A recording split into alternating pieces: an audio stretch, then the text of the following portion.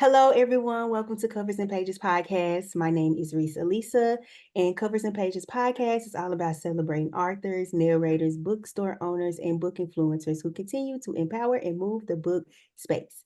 So, if y'all see who we have on, we have the one and the only Miss Masterpiece, baby. And before she comes on, let me read my girl's bio, because baby, her catalog is about as long as the Mississippi River. Okay, here we go. Masterpiece is a full-time best-selling author and publisher of over 40 titles based in Lancaster, California. She started her writing career in 2020, quickly establishing herself as a prominent voice in the genre of urban romance. Yes, we love that. We love that. Her love for reading began in the sixth grade, where she discovered Sister Soldier, the coldest winter ever, which sparked, a mission for urban fiction. Writing is not just a career for Masterpiece, it's her passion, her pride, and her joy. She takes great pride in touching the hearts and minds of her readers, and she remains dedicated to perfecting her craft with every new story. Ladies and gentlemen, welcome to Covers and Pages podcast, Miss Masterpiece. Hey,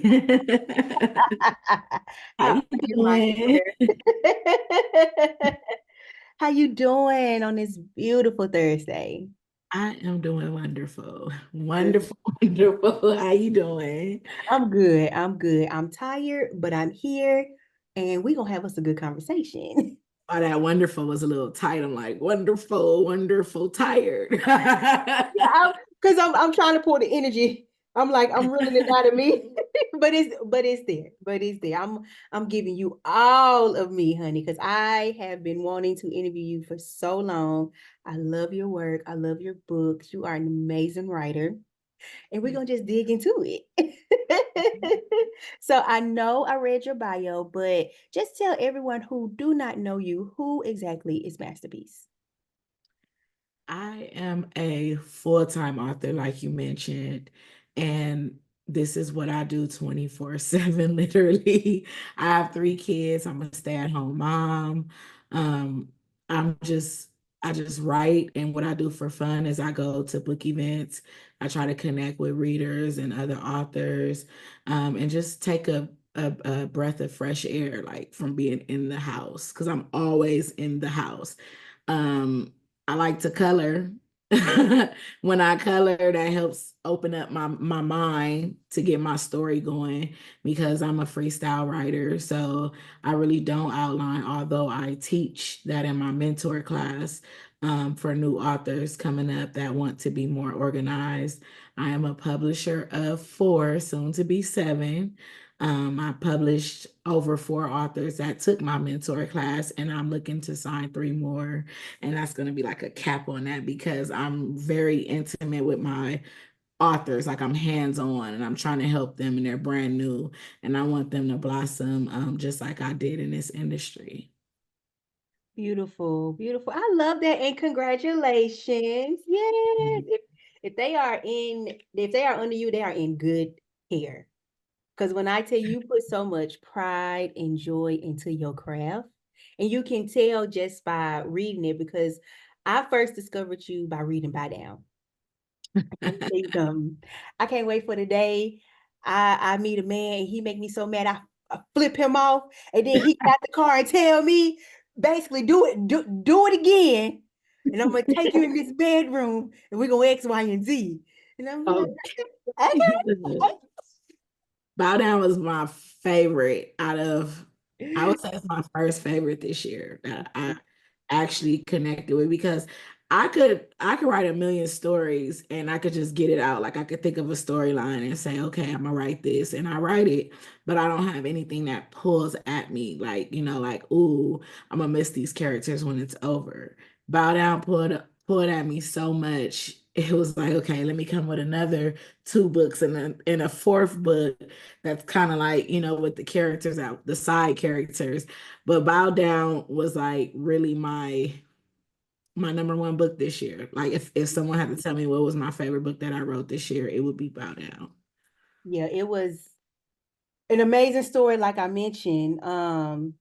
I love just the way you build your characters, and I love the way that you, I call it, secretly introduce the next character that's coming in the next book. When I tell you, and if you don't catch those little Easter eggs, you'll miss them. You'll Yes. miss them.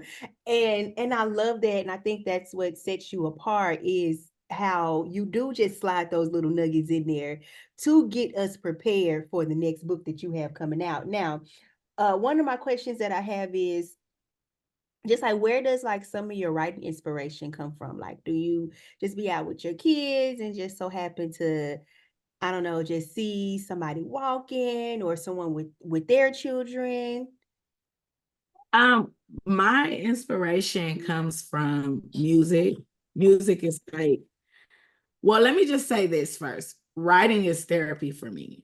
I've been through a lot in life, and um, my main inspiration is my mother. My mother has schizophrenia and paranoia. So, a lot of my books, I have 40 books, so most of them have characters that have mental illness, different mental illnesses. And I'm like a people's person. So when I'm out, like it could be at the mall, it could be at the grocery store. People come and talk to me. Like, I don't know why. They come and talk to me. I'm always looking at name tags. I think it's an author thing because I'm always looking at their name tags. I watch the news a lot. I get these crazy stories from the news that where people will be like, that can't be true. That can't happen. And it can. I actually kind of put my own spin on about the beginning of Bow Down. I heard a story on the blogs that was on the news of a guy getting married and then shooting up the reception. Um, I get inspiration from a lot of different things. And then I always look for those readers that say, oh, that's too far-fetched. And then I come up with the receipts. Like stuff like this happens. Music. And it's just my mind. My mind I'm thinking of the next story while I'm writing. I Yeah. don't think I never take a day from thinking of a possible new storyline. But yeah, inspiration is mainly, I would say, music, me watching the news, the blogs, different unique stories that I might come up with. It could be a lot. It could be a lot for me. Oh, I love that. I love that. Now, I want to talk about something. I love to ask all of my authors this question, because at the end of the day, y'all are creators, and y'all sensitive about y'all shit. Okay. Okay. So how being on TikTok is a gift and a curse. That's what I Yeah. like to say. And one thing that I do not do if I don't care for a book or if I just did not finish, I just don't talk about it. Mm. So with that being said, how do you just deal with some of just like the negative reviews that you see on like TikTok and Amazon and Goodreads and like all these other kind of book outlets when people say, "Oh, that can't happen in the book. How did she do this? Or how did she blah, blah, or this is not realistic?" Like, how do you just deal with all that feedback? Wow, I think, in the beginning, I I basically forced myself to deal and have to thick skin. I know a lot of authors say, "Oh, I don't read the reviews," but that's not something I promote because I actually read my reviews. And I start with my 1 stars and 2 stars, then move up to 3, because I feel like if I start with the 1 stars and the 2 stars, sometimes it's nonsense and it doesn't make sense, or somebody clearly didn't read the story, or that's just their opinion. And some things are helpful, like it'll help me grow as an author. It'll make me grow. Maybe it's a lot of errors or something grammar wise that's messing me up or anything of that nature. But by the time my feelings is hurt, I go up to the 3s and the 4s and then the 5s, and then I'm smiling like, okay. I got my first video review that was like, it was real negative. Like she was like, I don't know what's all the hype, and XYZ and all this stuff. What book was it centered around? Was it centered around Bow Down? It was Bow Down. Okay.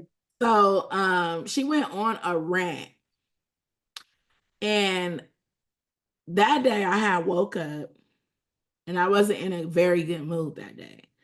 I had went to bed questioning a lot of different things because this was my first year independent. Mm-hmm. And stepping out independently, other than being under a publishing house, you can either take a L or a win. Mm-hmm. You know, and things weren't like a lot of people say, oh, she's doing good, but I'm looking at the numbers, I'm looking at the pedigree. I'm like, dang, are people forgetting about me? Are people supporting me? You know, I woke up, I went to bed in that mode, and then I woke up discouraged. Like, I don't know, like, I mean, because I could keep it real. I've had times as an author where I wanted to back out of it. So I woke up in a not so good mood, and that was the first thing I seen. I was tagged in it. She tagged me in it. Mm-hmm. And I actually cried. Now I cried not because my feelings was just super, super hurt. It was just so much going on, and that just added to it. And I just got upset about it. And then I had to take some time to myself. I didn't write that day, and I had to get in touch with myself. And I just say that to say, you know, for new authors, that could be detrimental. That could make them quit. That can make them, you know, back out. With me, I've already like garnered that tough, thick skin, but that particular day was not a good day for me to see that. And then, you know, recently, like about a month or two ago, it was an audiobook group, and somebody said they didn't care for the audio. I saw. I'm in that group, and I saw that. Yeah, it was And I ain't gonna over. lie, I had to come to your defense. My name on Facebook, so thrown out, but I was like, oh, hell no. Is you crazy? You know, it's one of them things where because we are human.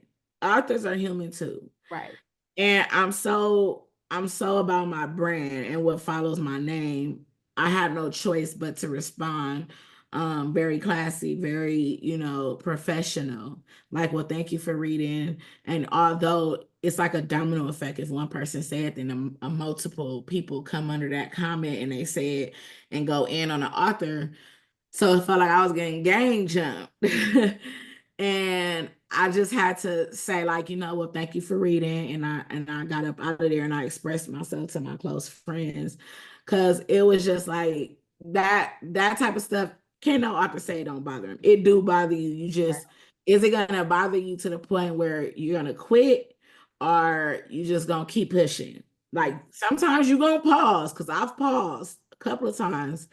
Like it tripped me up a little bit, you know, like dang. But then again, certain spaces are not meant for authors to be in. Um, Although a lot of these groups I get requested to be in, you know, but just like authors have a space where they say things, it's not really on, we don't really have a social media space, but we do have our talks, and when we get together about things we might complain on with how readers come at us, or things that, you know, I feel like readers have a space where they can openly talk. And, you know, it's like if you're gonna be in that space where they at, just be prepared, because I was not prepared for that. Right. Um, but that's something I teach and tell my authors too. Like you will find your people, the people that, you know, love your work and want to support you. I won't say like, oh, you guys shouldn't do that. I don't really advocate it. I'm sorry if I'm saying the word wrong. I don't really speak much on it, Mm-hmm. because I don't like to appear as an author who just complains about everything, because in any profession, any industry, it comes with certain things as such. So I just go with it. Sometimes if I know I'm not in the mood to look at my 1 star or 2 star reviews, I don't look at them, but I'm always going to see them. Mm-hmm. I don't avoid them. I get that. It's like ripping a band-aid off. I just go straight to those. And then, you know, sometimes I'm like, oh, okay, now they just, you know, and even if you click on their profile sometime, they leave 1 and 2 stars on everybody's stuff. So Right. Yeah. that kind of eases it. And then sometimes, like I said, it's a long bad review in the author's eyes, but me, I'm an avid reader too. So sometimes I read and I'll be like, "Oh, you know what I did? I probably did kind of rush off at that last chapter because I was probably tired of the book. I'm gonna do better at that." Like sometimes I take it as constructive criticism and I try to correct it for the next book. Have you ever just was like, you know what, forget it. I'm done. I wanna just I got my books out and I'm just ready to leave this book space. You know what? Woo! A lot of times. Mm-hmm. But my mind don't stop thinking of stories. That's the problem.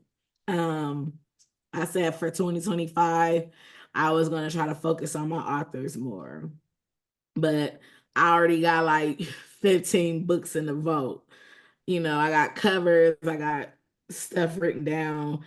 I think if I didn't write, it would probably mess with my mental because I'm when I say I'm like superwoman in this house, I do everything and I'm the type of person where a lot of people come to me all the time with their problems and all I have is my computer, my laptop Mm-hmm. and to write how I feel. And sometimes I'll have a very emotional book and it's just based on my feelings that I put into a character. And then when I'm done after each session, it makes me feel better. So I do see myself probably going and taking a couple of months one of these days, but I don't think that that's anytime soon. Mm-hmm.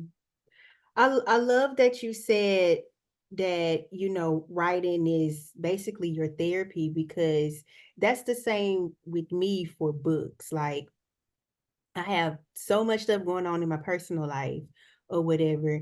And it's like when I crack open a book or once I put my headphones on, like I'm a lover of headphones, right?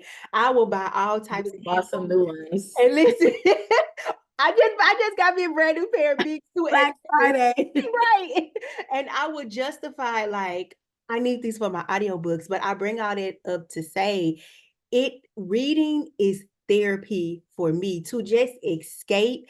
And then also one thing that I love about Black authors, y'all write about Black women being loved properly. Now it may be a little bit toxic, but it's properly, It ain't gonna be proper at first for me, but it she don't gonna be find her person that's gonna love her properly. exactly. And I love that because you just do not understand reading by down, reading permission please and permission please too. It just gave me hope that okay, yeah, there's gonna be a man out there that's gonna love me properly. He's gonna love me and only me, and he ain't gonna play about me. Okay. I think all of us women crave to have that man. Like I was just talking to my homegirl about this, and this is like a sidebar. um no woman wants to be with a man that's always nonchalant. Like a woman wants to see a man show some type of jealousy, like, oh, why you wearing that, why you doing this, why you doing, like, chase me. So Right. when I'm writing these books and I make these men, it's like building a man, like as an author, Right. Right. like build a man. Right. And I take so much joy in building a man. And I also try, like with my last book, Curvy Obsessions, I try to show men the things that men struggle with. Sometimes I have characters that are men that I place them in certain predicaments because men go through stuff too. But it's like building a man, building a woman. That's how I kind of look at it. And I love it. When I tell you, you could build the hell out of a man. You can build I wish this build a man box was Real. because when I tell you I'll be at your door, sis, I'm back. You be like, girl, you back again. The last one broke. The last one, Liam came off. I don't know what Right. what wrong with that nigga, but Or can if we I do had it a worm, like, okay, I love him, sis, but he just can't get, okay, bring him right here. Let me touch his head with this wine. again? Exactly. Right. Look, we gotta change the batteries. You gotta press the Girl, reset. We gotta press the reset, but yes, reading is therapy for me. And just being on social media and having my book pages, I see that it's therapy for other women as well. And I love that because especially Black women, and I'm not trying to take away from any other woman, but Black women, we have the weight of the world on our shoulders every single day, every single day. And you know what? That whole phrase, if you want to hide something from a Black person, put it in the book. Now that shit working against them because we opening up all these books, All of them. all of I want them, them the all. front to the back. We don't even care. What you got up in here because we finna read it. And I You read them all. I don't even just stick in my own genre. I read them all. me too. Well, let me stop lying. Except for self help. Don't you bring no damn self help book to me because I ain't Oh gonna. yeah, you know what? Let me stop because I ain't gonna read no self-help I ain't either. gonna read no self help. I might need some help, but I don't need that self help. Okay. Okay, The girl. thing. Let's talk about self help books real quick. The thing about self help books that piss me off is the fact that your journey not gonna be everybody else's journey. You know, and sometimes your journey is your daddy writing you a check. Mhm. My journey is me getting this shovel and putting on my gloves and me Dig- digging. You see what I'm saying? So Yeah. what like I don't that's why I don't listen to people who give relationship advice. You might met your husband at church. I might meet my person at the grocery store, you know? So, yeah, you can tell me to be in the corner with a Bible and the cross in the fetal position to me rocking back and forth, but that's not going to work for me. And that's how I feel about these new people that's on TikTok, Instagram, Facebook. What are they called when they always start a video with talking, like they give advice and tell you what you should be doing, and if you're not doing this, you're this type of person. And a lot of society today follows these people and they take advice, kind of like how Kevin Samuel was, and a lot of other of these people that are vocal about how you should live your life and stuff like that. I scroll right past that because They do, some of those people, they some of these people that give all of this advice have the most problems in their life. and they And do. they're able to talk so much and tell you, oh, if you don't get up and fold your legs and make your kids fold their legs and pray every morning and have this routine, you are this. Like, no, you're not gonna Right. come. I am. I'm gonna live my life how it fits me because what works for me might not work for For you. you. Exactly. Exactly. And that's the thing. And I don't listen to those type of people either because again, ain't no telling what y'all got going on behind closed doors. But you Okay. trying to tell me what I should do in my life when you ain't even doing right in your life either. So Exactly. how can you provide me with any type of feedback when you ain't living right yourself, you know? I would rather live in these books because it gives me a little bit of, a little bit of reality than to listen to y'all. And that's Like, why I'm that's sorry. important. Oh no, I'm sorry. I was just bouncing off of that because I'm an avid reader. That's another thing that made me want to become an author because I'm always when I finish a book, I always try to think of different ways to control that particular story. And one Mhm. of my favorite authors told me back in I think I want to say 2012 or 10. Mhm. I always hit this particular author up like, you should have gave him some forgiveness. You should have did this or that. And she was like, you need to write a book so you can control it. That's all said. So you can control what happens in your story. And I thought about it like, maybe I should. Maybe I should. Because I read a lot and recently I discovered I had dealt with a little bit of writer's block earlier this year, and I was talking to Aisha Bree, and we was having a talk, and I was like, she was like, you know what, sis, I think the problem is we're so used of reading, like we read it, we used to read, we used to be avid readers. I still consider myself an avid reader when I have the time, And when we're so caught up in our craft, we don't get to read. We don't break and say, okay, today I'm just gonna take a break and read. I go months and work, right? Meaning I'm writing 7 days a week. Mm-hmm. A lot of people say, how do you kick books out like that? How do you do? I write every day. I have to force myself to shut down and catch up because I see so many of my favorite authors dropping. I'm like, I can't read that yet. No, I have to give myself the time to read because you get to be able to get lost in someone else's world. Right. And it's like an escape. When you read a book, it's better. It's not even almost, it's to me personally, it's better than watching a movie. Like Mhm. you literally get lost in each page you turn. Right. And it's like, if it's a well-written story, you can get so lost into it, you don't want to even come out of that world. And Right. you try to take a break, you're like, oh, back to reality. Back to reality, exactly. Cause listen, I was just in these people' bedrooms and he had her ass up, face down. I'm like, And now I'm sitting here. now I'm sitting here like this, like, is that gonna happen to me next? Man. Girl, like that's how bad I get lost in just books. And then I do know one thing that I have to do is I have to switch genres because Oh, if I yeah. read so many romance books, it's gonna just keep reminding me of how single I am. Well, I can't. I can't. I mean, I like romance. I don't like soft romance. I Mm-hmm. don't like type of romance. Mm-hmm. I like dark romance. Mm-hmm.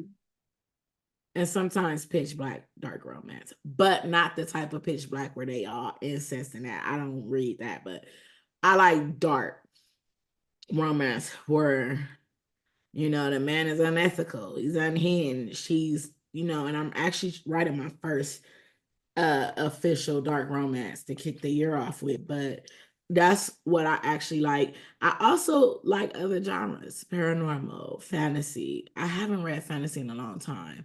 I really kind of like interracial. Mm-hmm. Kenya Wright and Kita Kendrick. Um, it's a lot of Kenyas. What is her name? Bell. Her last name is Bell. Uh, she gonna get me because that's my king. I'm You sorry. good, you good. Uh, Kenya Gory Bell. That's my girl. Look, all them Kenyas and Ketas and Kenya, like it'll mess my head up. But yeah, I like to step out of the urban romance, Yeah. the women's fiction, and I like to go on the rough side. Now let me ask you this question because I saw this video on TikTok. What are your thoughts that we that we now have some white readers entering into the urban romance category? Like as an author, or just you said So reader. just a reader. Yeah, readers. Mm-hmm. I love that. Mm-hmm. I actually love that. One of my goals for 2025 is to try to bring in a little bit more diversity.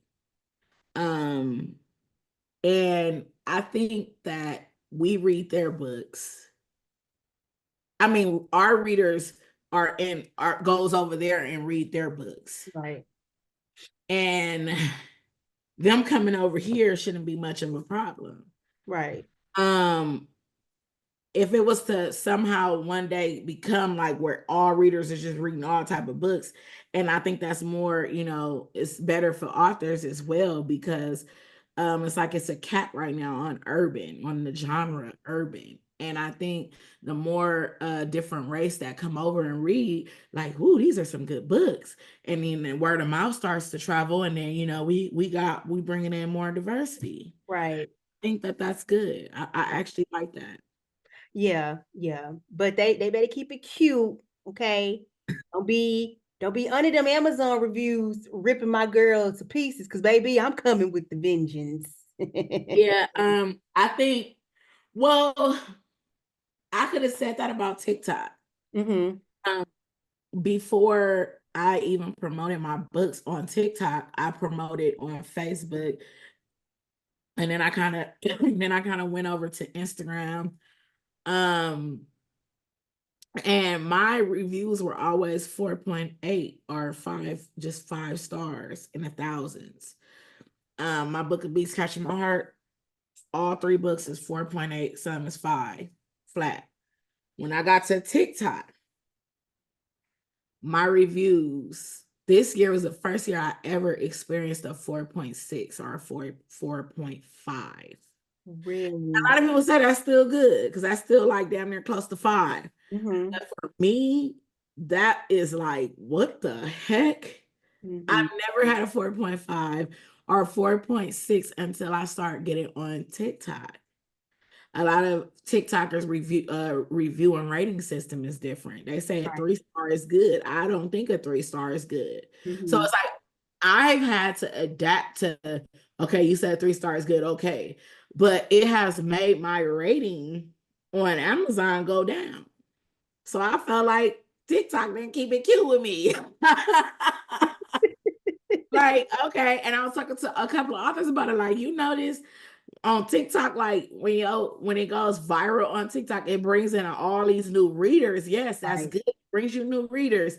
But these new readers from TikTok have different rating systems Mm-hmm. than Facebook and Instagram. So I was like, okay, let's just, it's bringing in more page reads, it's bringing in more readers.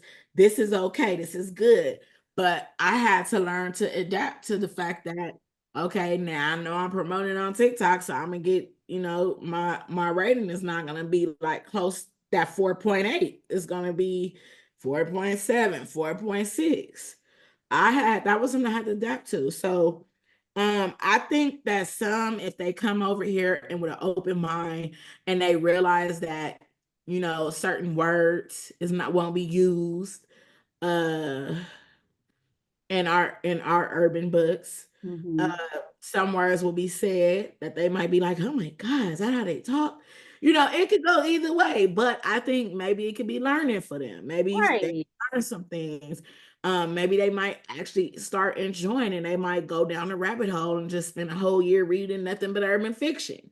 So it could work good or bad. But I'm all open for it. I'm all here for it. Because listen, once they crack open the urban romance, baby, they're gonna be ready to call Jamal, Jaquez.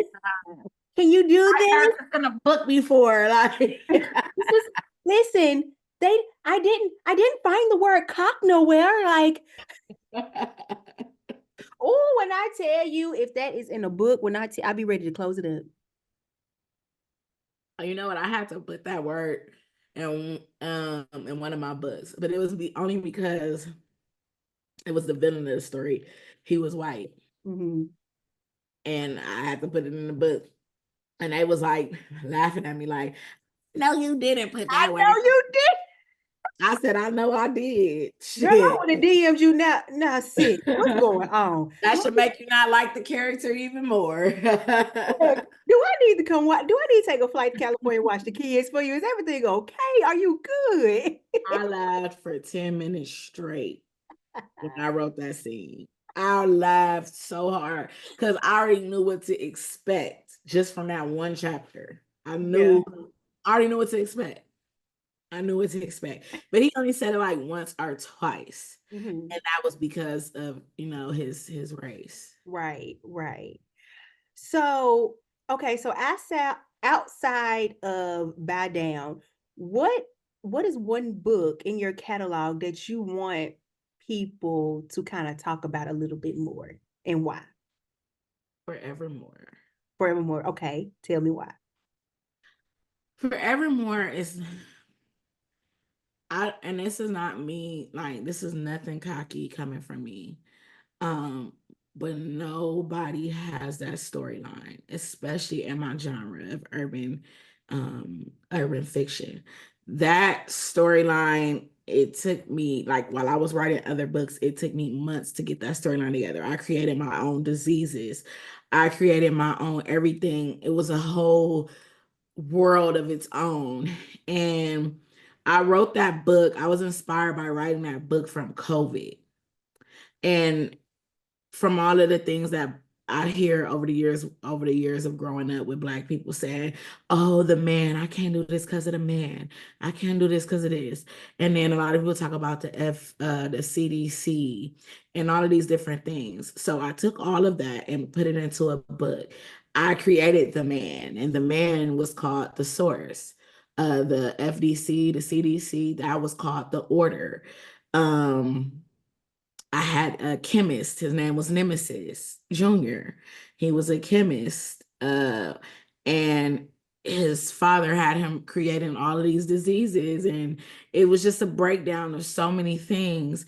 While, it was still a romance book, like sci-fi-ish, but it was still a romance book. Mhm. And it also had, let's see, I can't get it down. I keep all my books up here. It was my first over 100K book. 100,000, over 100,000 words. I had like images all throughout the book. Um, it's a real thick book. But this was the longest book I've ever written, and it's a lot of my loyal readers, they read it. Earlier this year, I came out with Forever After. It Mhm. was the book after Forevermore. But Forevermore is a storyline that nobody's gonna get from anywhere but me. Mhm. And I still gave it that real urban feel, that real urban touch. But it was like all of the things, like how people talk about conspiracies and stuff. It was like all of that come true Mhm. in this book. And I got about 600 reviews on it, but I just still feel like this book should be like even further. This book should be a whole movie. Right. If anybody had to ask me what book should be a movie, I would say this book right here. So just tell me what's next for Masterpiece. Ooh, you know, I would say a lot of dark romance. I would say probably about 2 or 3 dark romance books for me next year. More audiobooks. I do have a lot of interesting books coming up. I have Forbidden Love tropes. I like to talk to my readers that are in my private group, and I've been discussing with them a lot over the past couple of weeks. Things that they don't hear about in books, things they want to hear about in books, because it's always important to me to make sure that I'm pleasing my loyal fan base. It's a difference between a fan base that comes and sometimes they might support, sometimes they don't. But I have a loyal fan base that supports me no matter what I release.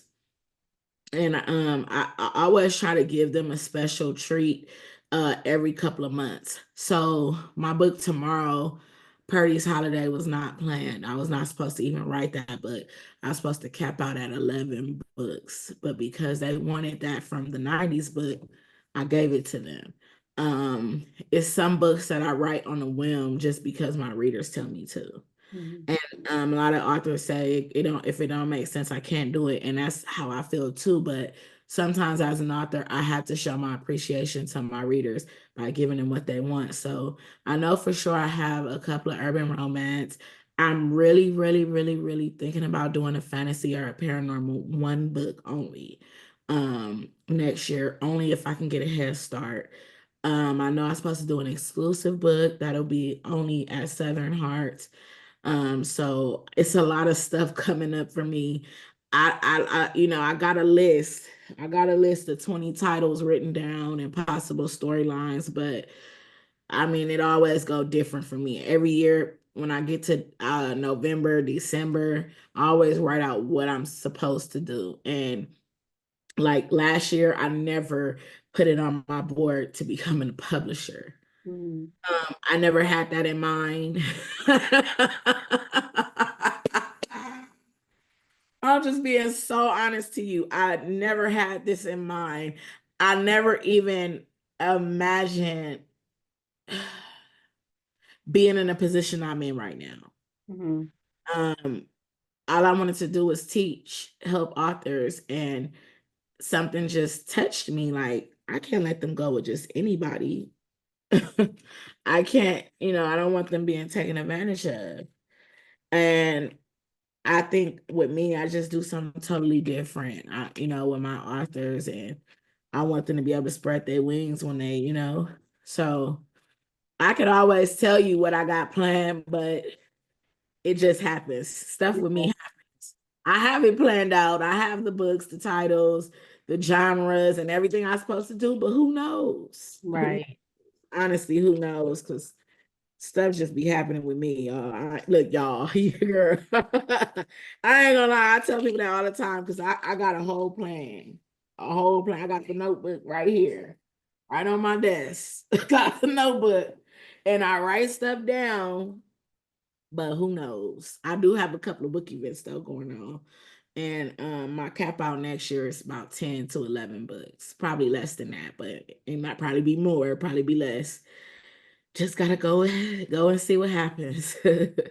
Well, that is a great segue into people keeping up with you and when you have new releases and what you have coming. So give everyone your socials. I'm so sorry. No, you good, boo. You good. It's hot enough. Okay. So TikTok. I'm gonna start with TikTok. TikTok, you can look me up at under Authoress Masterpiece. My actual TikTok is Masterpiece 1324. I hope that's right. 1324. My Facebook is Author Masterpiece. My second Facebook is Authoress Masterpiece. Why? Both of them are to capacity. So just follow me because I'm at capacity with friends on there. But you can always follow me. I can always converse, send me a message. I check my message requests at least 2 to 3 times a week. I try my best to stay on top of that. Instagram, Authoress_Masterpiece. Now, my private personal Instagram gonna pop up. If you follow that page, that's at your own risk because I don't really post book stuff on there. That's the real, that's who I, you gonna see the real me on there. And then I am working on my lemonade. I could say it though.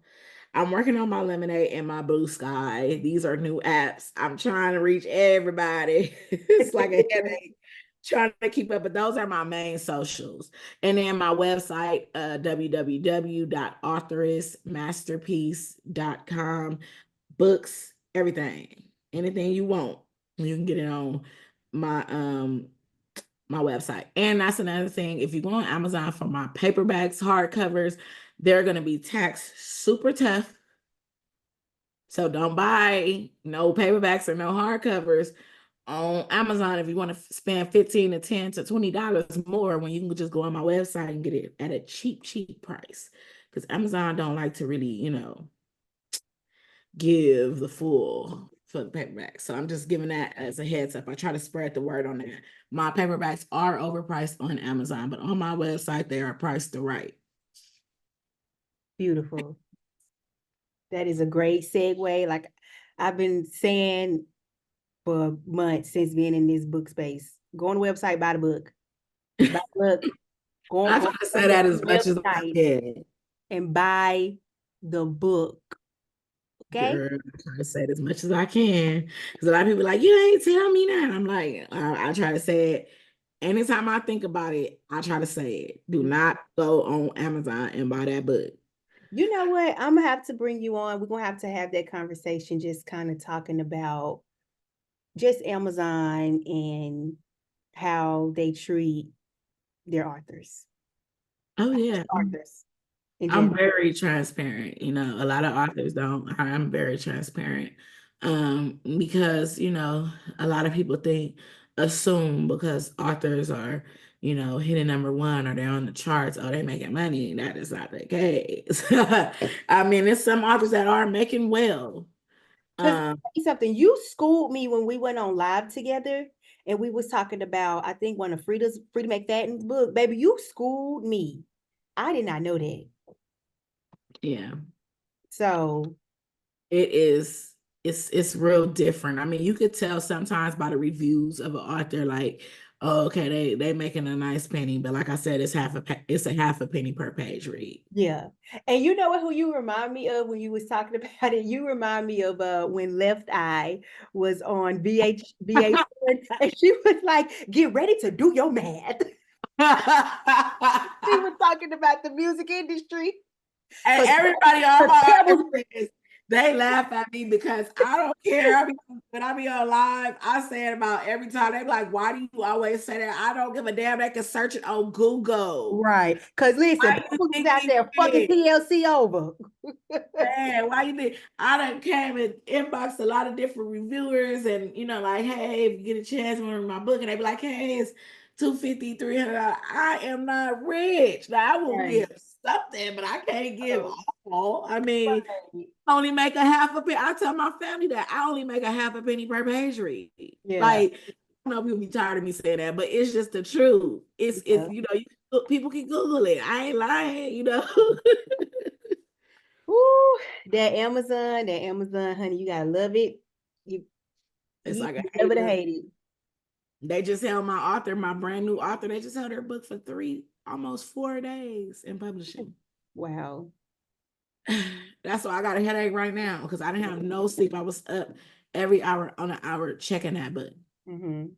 And yeah, so Amazon comes with its ups and downs. Yeah.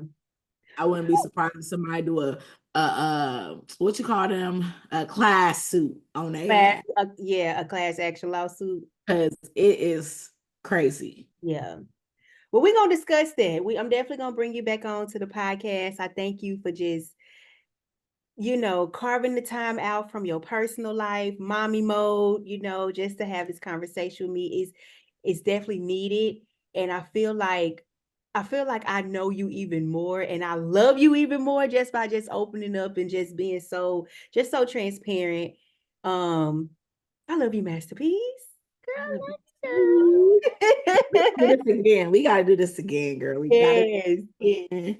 I'm always open. These kids, you might hear these kids, they actually did pretty good. I'm finna go in there and give them a big hug because Parker had his little incident, but they did good. They did good. Hey, like I tell people, y'all are real people with real families, okay? So I'm just here. I'm just glad you came on. Well, I thank you for bringing me on. Look, you could have been in the kitchen cooking dinner. I still would have been asking Nope. you Look, questions. when I got them from school, I said, nope, I got this. I got this meeting today. I'm finna cook. I cooked early. As soon as I Mhm. got to school, I came home, chopped them onions and bell peppers up. I even formatted my book because I'm releasing tomorrow. I'm gonna upload at 3 in the morning. So Yeah. I did everything I had to do. And now I could just relax and get in the bed with my laptop and start writing for the night. So Okay. I will work around when we plan these to get on the podcast or do whatever you want to do. I will plan it. Just let me know in advance. And you got to remind me, girl, because you see how I was hitting you up last week, like, hey, I be trying to make sure I'm not late or I'm not forgetting. So just remind me. Ain't nothing wrong with reminding me. Yes, ma'am. Yes, ma'am. Thank you again. Thank you to everyone that tuned in to Covers and Pages podcast. Follow Masterpiece on all of her social media platforms. Make sure y'all follow me. Y'all keep on reading. I'm gonna leave y'all with this. Go on her website and buy her book. Okay. With that being said, bye y'all.